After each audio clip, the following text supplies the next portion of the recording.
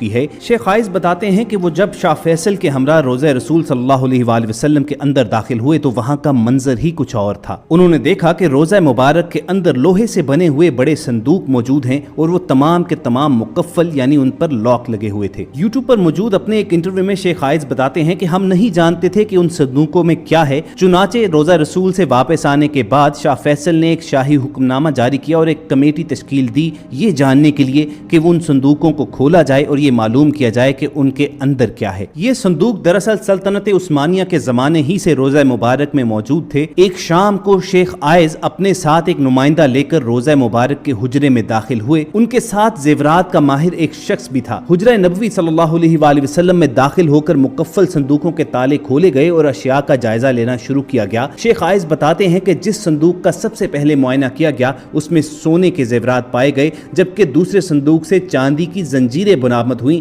جو کسی زمانے میں خانہ کعبہ اور روضہ رسول کے دروازے سے منسلک تھیں۔ ہمیں حجرے سے نبی کریم صلی اللہ علیہ وآلہ وسلم کی ذات سے منسلک بھی کچھ تبرکات ملے۔ کمیٹی نے 15 روز تک حجرے میں موجود اشیاء کا جائزہ لیا اور بعد ازاں حجرے سے ملنے والے زیورات کو مدینہ منورہ کے میوزیم میں رکھنے کی تجویز پیش کی گئی۔ آج یہ تمام نوادرات مدینہ منورہ کے میوزیم میں رکھ دیے گئے ہیں تاکہ عام لوگ بھی ان کی زیارت کر سکیں۔ خواتین و حضرات، یہاں پر ایک وضاحت نہایت ضروری ہے کہ شیخ عائز بھی اصل قبر مبارک تک رسائی نہیں رکھتے تھے۔ جیسا کہ ہم سب کو معلوم ہے کہ حضرت صلی اللہ علیہ وآلہ وسلم کا وصال ام المومنین حضرت عائشہ صدیقہ رضی اللہ تعالی عنہا کے حجرہ مبارک میں ہوا تھا اور وہیں آپ کی تدفین ہوئی تھی۔ اس کے بعد حضرت ابو بکر اور حضرت عمر رضی اللہ تعالی عنہم بھی وہیں پر مدفون ہیں۔ اس طرح روضہ شریف کے اندر 3 قبریں موجود ہیں۔ اگر آپ کو انٹرنیٹ پر کوئی بھی ایسی تصویر ملے کہ جس میں صرف ایک قبر دکھائی دے رہی ہو تو یہ جان لیجئے کہ یہ تصاویر جعلی ہیں۔ ویسے بھی رسول اللہ صلی اللہ علیہ وآلہ وسلم کی مرقد مبارک کی اصل تصویر دنیا میں موجود نہیں ہے، اس لیے کہ آخری مرتبہ جب کوئی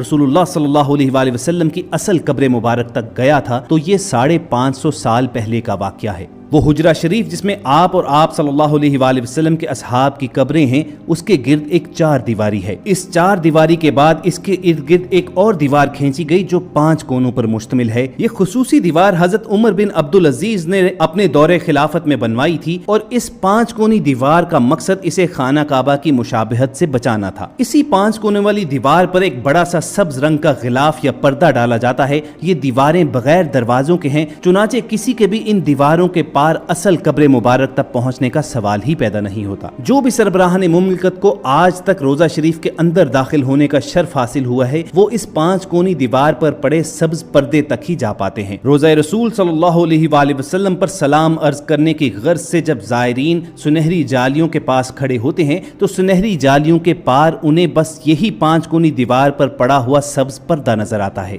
گزشتہ 1300-1400 برس میں اس 5 دیواری حجرہ کے اندر سوائے 2 افراد کے کوئی نہیں جا سکا۔ پہلی بار 91 ہجری میں حضرت عمر بن عبدالعزیز رحمت اللہ کے دور میں ان کا غلام اور دوسری بار 881 ہجری میں معروف مورخ علامہ اسمہودی کے بیان کے مطابق وہ خود اس 5 دیواری حجرے کے اندر گئے۔ آخری بار 881 ہجری میں حجرہ نبوی صلی اللہ علیہ وآلہ وسلم کی دیواریں پرانی ہو جانے کے باعث ان کی تعمیر نو اور ان کی زیبائش و آرائش کرنا پڑی۔ اس وقت نامور مورخ اور فقیہ علامہ نور الحسن اسمہودی مدینہ منورہ میں ہی موجود تھے اور انہیں حجرہ مبارک کی دیواروں کے تعمیر نو کے کام میں حصہ لینے کی سعادت نصیب ہوئی۔ علامہ اسمہودی لکھتے ہیں کہ 14 شعبان 881 ہجری کے دن 5 دیواری کو مکمل طور پر ڈھا دیا گیا۔ دیکھا تو اندرونی 4 دیواری میں بھی دراڑیں پڑی ہوئی تھیں، چنانچہ وہ دیوار بھی گرا دی گئی۔ اب ہماری آنکھوں کے سامنے مقدس حجرہ تھا۔ مجھے وہاں پر داخلے کی سعادت ملی۔ میں شمالی سمت سے داخل ہوا تو خوشبو کی ایسی لپٹ آئی جو زندگی میں کبھی محسوس نہ ہوئی تھی۔ میں نے رسول اقدس صلی اللہ علیہ وآلہ وسلم اور آپ کے دونوں خلفائے راشدین کی خدمت میں ادب سے سلام پیش کیا۔ مقدس حجرہ مربع شکل کا تھا۔ اس کی 4 دیواری سیاہ رنگ کے پتھروں سے بنی تھی جیسے خانہ کعبہ کی دیواروں میں استعمال ہوئے ہیں۔ 4 دیواری میں کوئی دروازہ نہ تھا۔ میری پوری توجہ 3 قبروں پر مرکوز تھی۔ تینوں سطح زمین کے تقریباً برابر تھیں، صرف ایک جگہ ذرا سا ابار تھا۔ یہ شاید حضرت عمر فاروق رضی اللہ تعالیٰ عنہ کی قبر مبارک تھی۔ رسول اللہ صلی اللہ علیہ वआलैहि वसल्लम का जस्ते मुबारक हुजरा नबवी की जनूबी सम्त में दफन किया गया। हुजरे की दीवार और रसूलुल्लाह सल्लल्लाहु अलैहि वसल्लम के मरकद मुबारक के दरमियान सिर्फ एक हाथ का फासला है। रसूलुल्लाह सल्लल्लाहु अलैहि वसल्लम का सर मुबारक मगरिब की सम्त, पाँव मशरिक की सम्त और आप सल्लल्लाहु अलैहि वसल्लम का चेहरा मुबारक किबला रुख रखा गया। खलीफा अव्वल हजरत अबू बकर सिद्दीक रज़ी अल्लाह तआला अन्हु की जब वफात हुई तो उन्हें भी यहीं पर दफन किया गया और उनका सर मुबारक रसूलुल्लाह सल्लल्लाहु अलैहि वसल्लम के शानों से जरा नीचे रखा गया। जब खलीफा दोम हजरत उम्र रज़ी अल्लाह तआला अन्हु की वफात का वक्त करीब आया तो उन्होंने उम्मुल मोमिनीन हजरत आयशा सिद्दीका रज़ी अल्लाह तआला अन्हा से इजाजत चाही